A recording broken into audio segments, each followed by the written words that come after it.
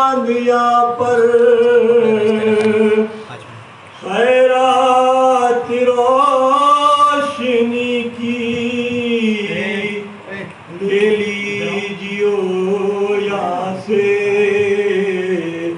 اے چاند اس زمین پر رکھیو ہمیشہ ٹھنڈک سوتے ہیں جو یہاں پہ زہرا کے ہے وہ پیارے اے چاند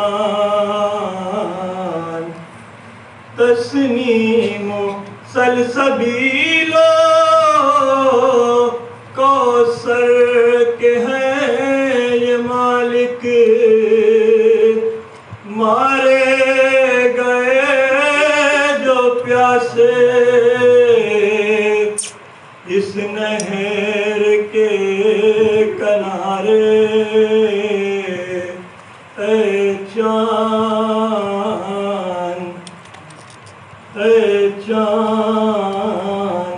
بازو کٹے یہیں پر عباس سے باوفا کے اذن بغا نہ پائی پانی بھلا نہ پائے اے چاند حر اور حبیب جیسے انصار اور رہبا مارے گئے یہیں پر انصار شاہدی کے اے چاند مارے گئے یہیں پر بے دردیو ستم سے مسلم کے دونوں بچے زینب کے دونوں بیٹے اے چاند پامال ہو رہی تھی قاسم کی لاش رن میں عباس اور سرور چنتے تھے ان کے ٹکڑے اے چاند اس سر زمیں پہ گزرا سرور پہ یہ بھی صدمہ سینے پہ کھائی برچھی ہم شکل مصطفیٰ نے اے چاند پانی پلانے لائے ایک مہلقہ کو سرور کیا ذبح حرملا نے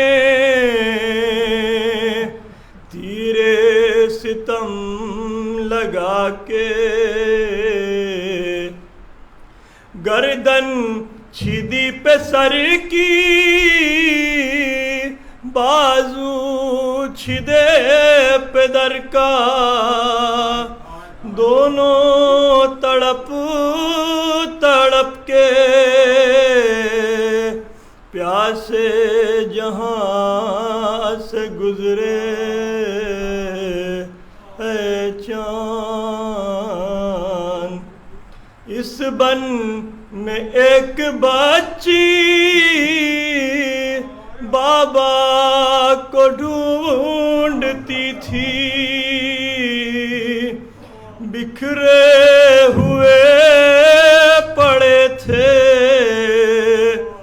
جب سر برید لاشے، پھر یہ بھی تم نے دیکھا وہ غم رسیدہ بچی، سینے پہ سو رہی تھی، بے سر پہ در سے لپٹے، اے چاند بازو بندھے یہیں پر، پہلے پہر حرم کے،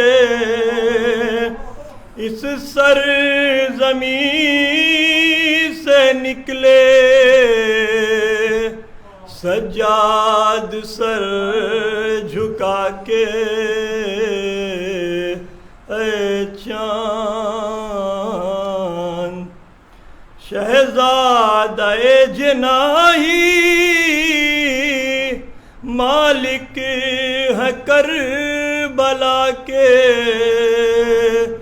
کس کی مجال آئے جب تک نہ وہ بلائے، پہنچے ہے کربلا میں جو لوگ سبط جعفر، اے کاش پھر مقدر ان کو یہ دن دکھائے، اے چاند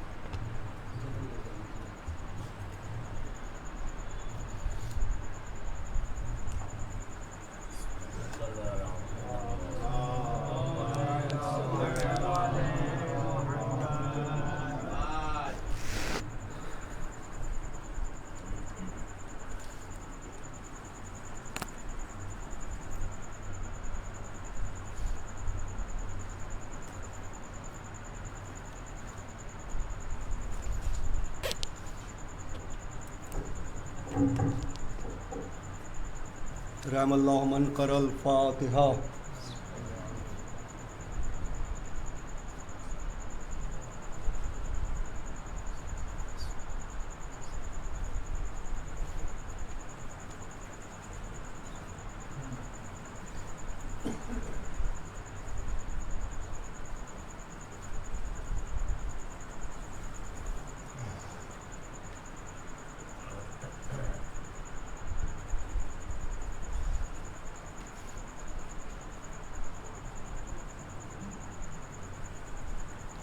اعوذ باللہ من الشیطان اللعین الرجیم، بسم اللہ الرحمن الرحیم، الحمدللہ الذی ہدانا لہذا وما کنا لنہتدی لولا ان ہدانا اللہ لقد جاءت رسول ربنا بالحق، والصلاة والسلام والتحیۃ والاکرام علی سید اصل ما فی الوجود، سر اللہ فی کل موجود، نقطۃ دائرۃ الوجود، صاحب لواء الحمد والمقام المحمود، مولانا و مولا الثقلین جد الحسن والحسین ابی القاسم محمد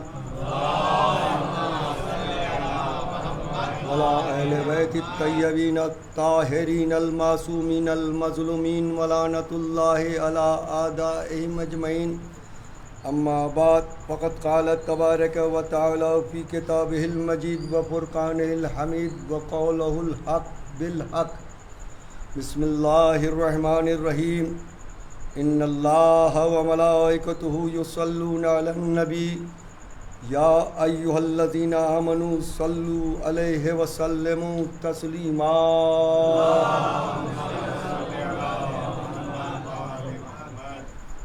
حضرات گرامی قدر عزاداران سید الشہداء، خداوند عالم نے جن بندوں کو صفت عصمت سے ممتاز کرتا ہے انہیں حق شفاعت بھی عطا کرتا ہے۔ جن بندوں کو خداوند عالم اپنی نگاہ مشیت سے منتخب فرماتا ہے انہیں شفاعت بھی عطا کرتا ہے۔ آپ ذرا غور کریں کہ جناب آدم اپنی کسی عبادت یا اپنے کسی عمل کے نتیجے میں مسجود ملائکہ قرار نہیں پائے۔ نہ آدم نے کوئی سجدہ کیا، نہ آدم نے کوئی عبادت کی، نہ آدم نے کوئی تبلیغ کی، نہ آدم نے کسی کو مسلمان بنایا، نہ آدم نے اس وقت کسی کو کلمہ پڑھایا، کچھ نہیں کیا۔ صرف ایک عمل کیا کہ وہ اسما بتا دیے جو فرشتے نہیں بتا سکتے تھے۔ توجہ فرمائے، صرف وہ اسما جناب آدم کی زبان پر جاری ہوئے اور آدم مسجود ملائکہ قرار پائے۔ یہ دنیا کا قاعدہ ہے عزیزو کہ کسی کی تخلیق سے پہلے اس کا نام نہیں رکھا جاتا۔ نام تو اس وقت رکھا جاتا ہے جب کوئی شے وجود میں آ جائے۔ تو اگر وجود آدم سے پہلے مخلوق ہونے کا ہم انکار کر دے تو پھر وہ اسما کیا تھے؟ صلوات بر محمد والے محمد۔ اگر ہم تسلیم کر لیں کہ آدم سے پہلے کوئی نہیں تھا، آدم پہلے بشر ہیں، تو پھر یہ اسما کیا تھے جن کا بار بار تذکرہ قرآن مجید میں آیا؟ بھائی، اسم نام کو کہتے ہیں، اور نام اس وقت تک قائم نہیں ہو سکتا جب تک وہ وجود میں نہ آ جائے۔ جس کا نام رکھا جا رہا ہے، بچے کی پیدائش سے پہلے ہی تو نام رکھیں گے نا۔ انسان کا علم تو اتنا ناقص ہے کہ جب وہ یہ بھی معلوم نہیں کر سکتا کہ بچہ ہے یا بچی، تو مذکر رکھا جائے گا یا مؤنث رکھا جائے گا۔ تو یہ علم ہی میں نہیں ہے کہ پیدا ہونے والا کون سا ہے، تو نام کیسے رکھا جائے گا؟ تو عزیزان محترم، یہ خود قرآن مجید نے آگے بڑھ کر قبل آدم تخلیق آدم جو موجود تھے ان کا تذکرہ کیا، اور قرآن نے ثابت کیا کہ یہ صرف شیعوں کا اندھا عقیدہ نہیں ہے، ہم اندھے عقیدے کے لوگ نہیں ہیں۔ الحمدللہ ہم نور علم سے بصیرت بھی لیتے ہیں اور بصارت بھی لیتے ہیں، ہمارے یہاں اندھی تقلید نہیں ہے۔ صلوات بر محمد والے محمد۔ دیکھیں نا، ہم نے اگر یہ عقیدہ تسلیم کیا کہ قبل تخلیق آدم کچھ لوگ موجود تھے، تو یہ عقیدہ ہم نے قرآن سے لیا ہے، اس لیے کہ جب خدا نے فرشتوں کو سجدہ کرنے کا حکم دیا کہ میں مٹی سے جو بشر بنانے والا ہوں، تم سب کے سب اسے سجدہ کرو، اور فرشتوں نے کچھ بحث مباحثہ کیا اور بالآخر وہ اپنے علم کی عاجزی کا اقرار کرنے کے بعد خاموش ہو گئے۔ آدم کی فضیلت علمی جب ان پر ثابت ہو گئی پنجتن پاک علیہ السلام کے نام کے صدقے میں، تو سب کے سب سجدے میں گر گئے۔ جب سب کے سب سجدے میں گر گئے، اس وقت بھی ابلیس نے سجدہ نہیں کیا۔ اب انہوں نے سجدہ کیا، وہ فرشتے کہلائے۔ جنہوں نے خلیفۃ اللہ کو مان لیا وہ فرشتے کہلائے۔ جنہوں نے اللہ کے بنائے ہوئے کو تسلیم کیا وہ فرشتے کہلائے۔ جنہوں نے اللہ کے بنائے ہوئے کو نہیں تسلیم کیا وہ ابلیس کہلایا۔ صلوات بر محمد والے محمد۔ تو دیکھیں نا عزیزو، قیامت تک قانون قدرت یہی چلا آتا رہے گا کہ جو اللہ کے بنائے ہوئے کو مانتے رہیں گے وہ فرشتے جیسے ہوں گے، جو اس کا انکار کرتے رہیں گے وہ ابلیس جیسے ہوں گے۔ اب قیامت تک یہ قانون ہو گیا نا قدرت کا، اب اسی قانون میں کوئی تغیر نہیں ہے، کوئی تبدیلی نہیں ہے۔ دیکھیں، ابلیس نے جب سجدہ نہیں کیا تو اسے فوراً خدا نے نکالا نہیں، اس کے بعد اس سے سوال و جواب بھی ہوئے، اسی کی بابت اس کو سزا دی گئی اور اسے نکال دیا گیا۔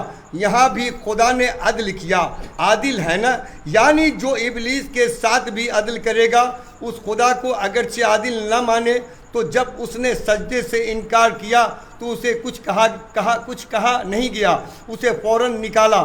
انکار کر رہا ہے، مقام محمود میں ہے، انکار کر رہا ہے، فرشتوں کے جھرمٹ میں ہے، انکار کر رہا ہے، رحمت کی چھاؤں میں ہے، ابھی تک نہ رحمت کی چھاؤں سے گیا، نہ تقرب ملائکہ سے گیا، معصوم کی صحبتوں میں بیٹھا رہا، ابھی تک بیٹھا ہوا ہے، ہزاروں برس معصوم کی صحبت میں بیٹھا، مگر معصوم فرشتوں کی صحبت ابلیس کو فرشتہ نہیں بنا سکی، اپنی کجی پر، اپنی بنیادی تخلیقی خامی پر قائم رہا۔ جب اس کے بعد اس نے انکار کیا تو قرآن گواہ ہے، آواز قدرت آئی، یا ابلیس ما منع کا ان تسجد لما خلقت بیدی، اے ابلیس، یا ابلیس، آیت کیا ہے قرآن مجید کی؟ یا ابلیس۔ مولوی کو چاہیے کہ یہ یا نہ کہے، آیت کا انکار کر دینا، خدا کہہ رہا ہے یا ابلیس۔ یہ بڑی عجیب بات ہے عزیزو۔ اے ابلیس، تجھے کس چیز نے منع کیا اسے سجدہ کرنے سے جسے میں نے اپنے دونوں ہاتھوں سے بنایا تھا؟ صلوات۔ اے مفسرین قرآن، مجھے صرف اتنا بتا دو نا کہ خدا کہتے کسے ہیں؟ جو جسم سے مبرہ ہو، وہ خدا جو ہاتھ پاؤں نہ رکھے، وہ خدا جو چہرہ نہ رکھے، وہ خدا۔ لیکن یہ خدا کہہ رہا ہے جو میں نے آدم کو اپنے دونوں ہاتھوں سے بنایا، اس کے تو ہاتھ نہیں ہے نا؟ علی کے شیعہ اور علی کے غلام قربان نہ ہو جائیں ان دونوں ہاتھوں کے، جن دونوں ہاتھوں سے آدم بن کر مسجد ملائکہ قرار پایا۔ خدا کی قسم، اسی آیت کی تفسیر نہ ملتی اگر ابو طالب کا بیٹا اپنے کلام میں ایک جملہ نہ کہتا۔ فرمایا، اے آدم کے بیٹو، میں وہ ہوں کہ جس نے اپنے دونوں ہاتھوں سے آدم کا خمیر گوندا ہے۔ صلوات بر محمد و آل محمد۔ علی جس آدم کا خمیر گوند دے، اگر کوئی اسے نہ مانے اسے ابلیس کہتے ہیں، اور جو خود علی سے علی ہی کو نہ مانے۔ دو لفظوں پر توجہ کریں، آیتوں سے گھبرائیے گا نہیں، مجبوری ہے کہ یہاں جب تک یہ آیت پیش نہ کی جائے مفہوم واضح نہیں ہو۔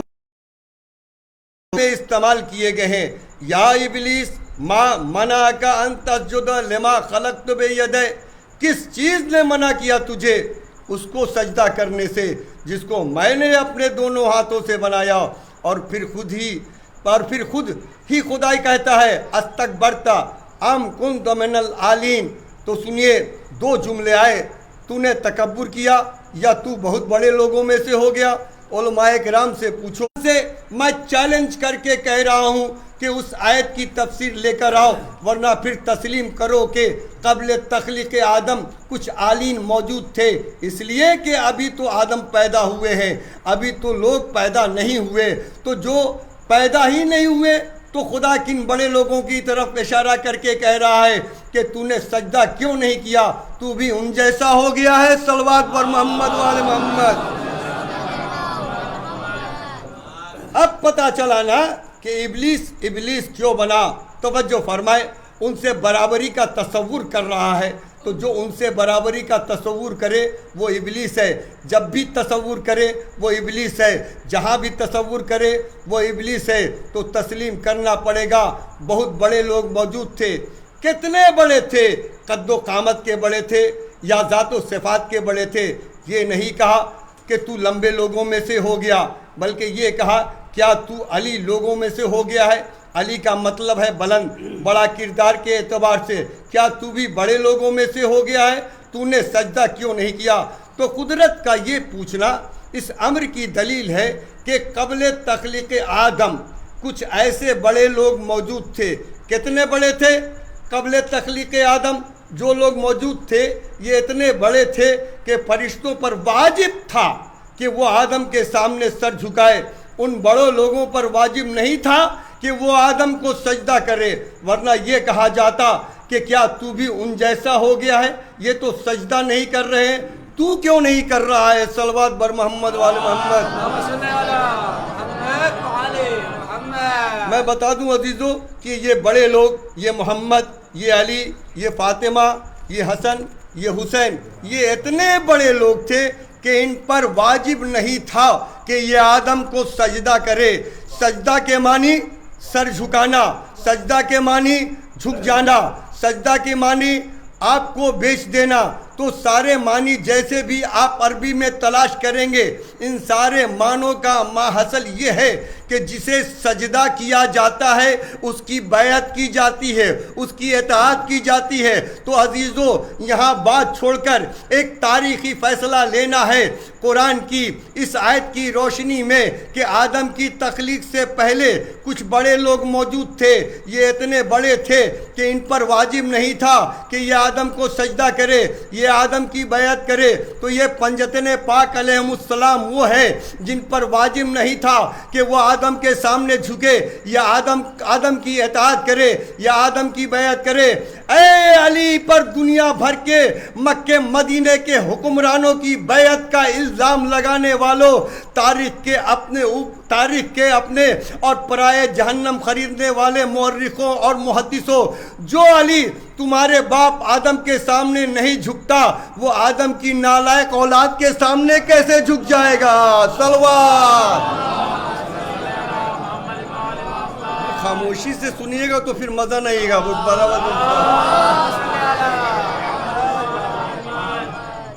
یہ پنجتن پاک علیہ السلام آدم کی تخلیق سے پہلے نور میں تھے، اور تھے بھی اس اسم کے ساتھ۔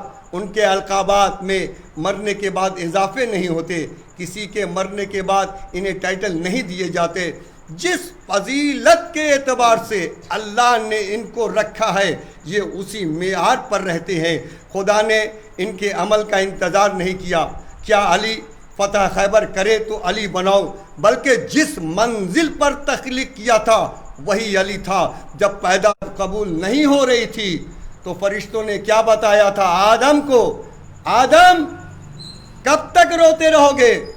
جن اسماء کی وجہ سے مسجد ملائکہ قرار پائے تھے، انہی اسماء مقدسہ کا واسطہ دو تو توبہ قبول ہو جائے گی۔ آدم نے کہا پروردگار، محمد کا واسطہ، علی کا واسطہ، فاطمہ کا واسطہ، حسن کا واسطہ، حسین کا واسطہ۔ ادھر واسطہ زبان پر آیا اور ادھر آدم کی توبہ قبول ہو گئی۔ صلوات بر محمد وآل محمد۔ کیا تخلیق آدم رہنے والی قبل تخلیق آدم رہنے والی یہ شخصیات اس وقت بھی شفاعت کا حق نہیں رکھتی تھی؟ اگر انہیں خدا کے سامنے حق شفاعت نہیں تھا تو آدم کیسے رہ گئے؟ ان ناموں کو حق شفاعت حاصل ہے۔ عزادارو، محرم کا چاند فلک پر نظر آ گیا، کے گھر کے اجڑنے کا موسم آ گیا۔ بیوی نے چاہا جہاں جہاں اس کے بچے کی عزاداری ہوگی انشاءاللہ امن رہے گا۔ جب تک حسین کی والدہ چاہے گی ہم نوکری دیتے رہیں گے۔ کتنی اچھی ہوتی ہوگی وہ زندگی جو حسین کے کام آ جائے۔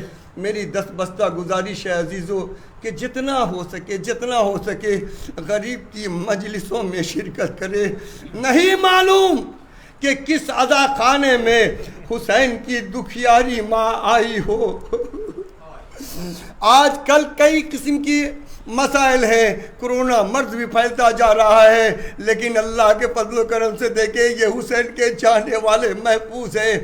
کہیں اسی سچی تجارت میں جھوٹے تاجر بھی موجود ہیں جو آنسوؤں جیسے کھرے مال کو دھوکے کے ساتھ فروخت کرتے ہیں۔ آنسو بیچنے کی چیز نہیں عزیزو، آنسو ہدیہ پیش کرنے کی چیز ہے، اور ہدیہ بھی ایک دکھیاری ماں کی بارگاہ میں۔ اس نیت سے رونا کہ یہ آنسو بطول کے بچے کے زخموں کے مرہم بنے۔ ایسی روایت ملی ہے عزیزو جن کے مطابق ان آنسوؤں کو حسین کی ماں ایک شیشی میں لے کر جاتی ہے اور اپنے بچے حسین کے زخموں پر مل دیتی ہے۔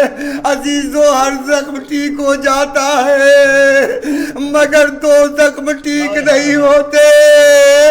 ایک عباس کے بازو کا زخم اور ایک شہزادی زینب کی چادر کا زخم۔ جزاکم ربکم یا اہل العزا۔ آپ اپنے گاؤں اور شہر میں محرم کا چاند دیکھا ہے نا؟ علی کی بیٹیوں نے جنگل میں محرم کا چاند دیکھا تھا، اور ایک چاند دیکھنے والی مدینے میں رہ گئی تھی۔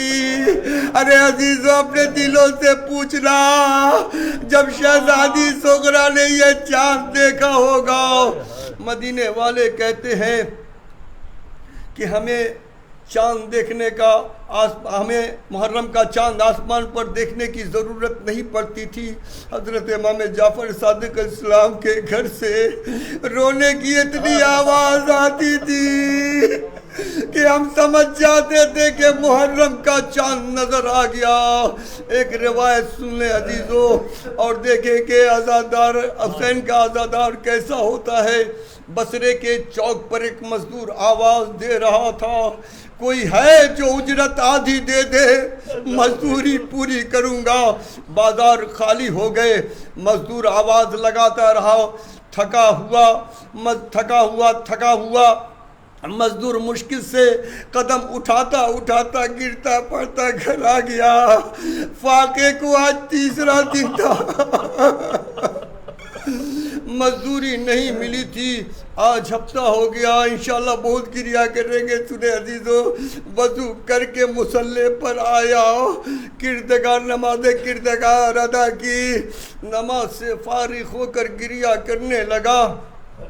بی بی نے رونے کی آواز سنی، قریب آ کر پوچھا، والی کیوں روتے ہو؟ کہنے لگا، محرم کا چاند طلوع ہو گیا، حسین کی مجلس میرے گھر ہر سال ہوتی ہے، ایک دن باقی رہ گیا ہے، میں روک کر مزدوری کے لیے لوگوں کو بلاتا رہا، آدھی اجرت پر بھی کوئی راضی نہیں ہوا، کل حسین کے عزادار آئیں گے نا، غریب کی مجلس ہوگی، عزادار بھوکے چلے جائیں گے، میں مادر حسین سے شرمندہ ہو جاؤں گا۔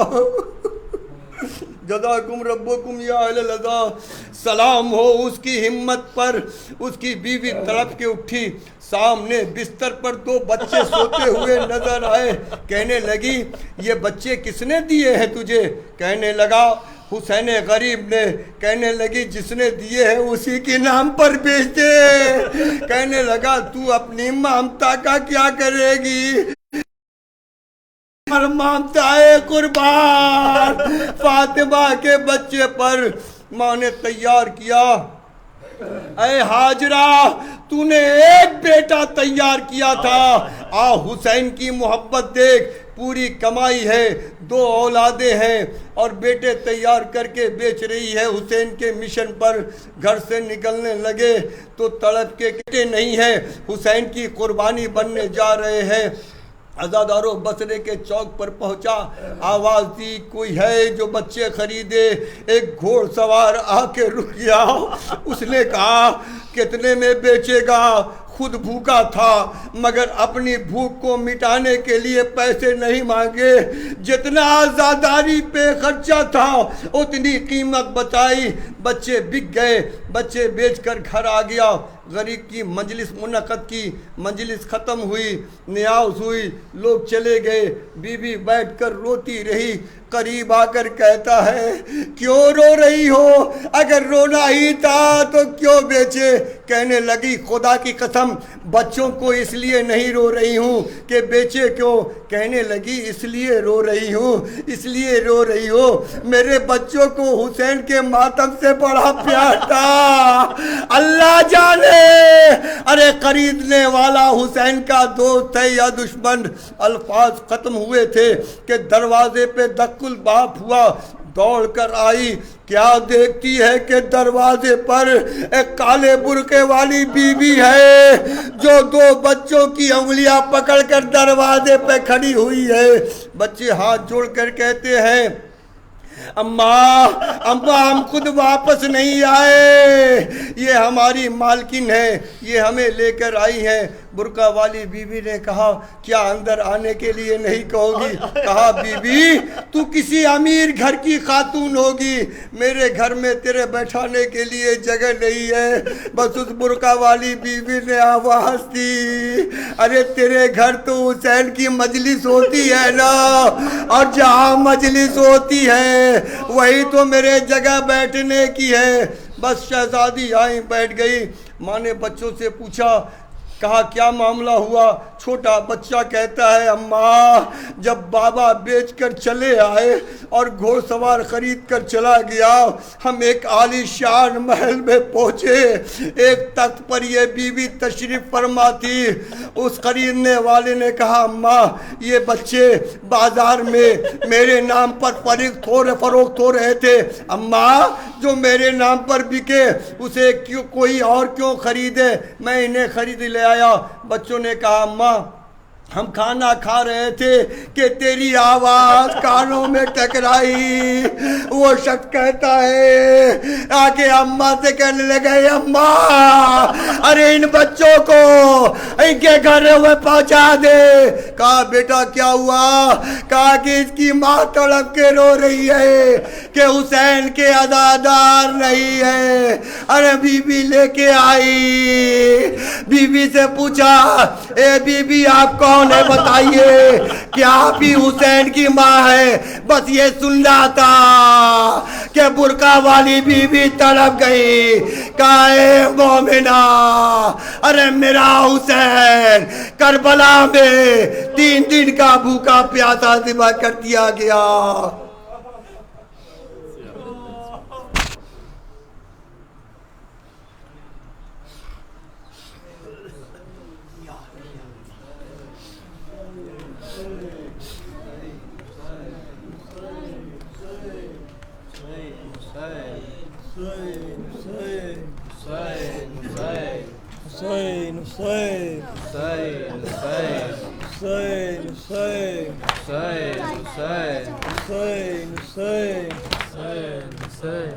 گیا اہل عزا ماہ محرم، چلو وطن کو چلے۔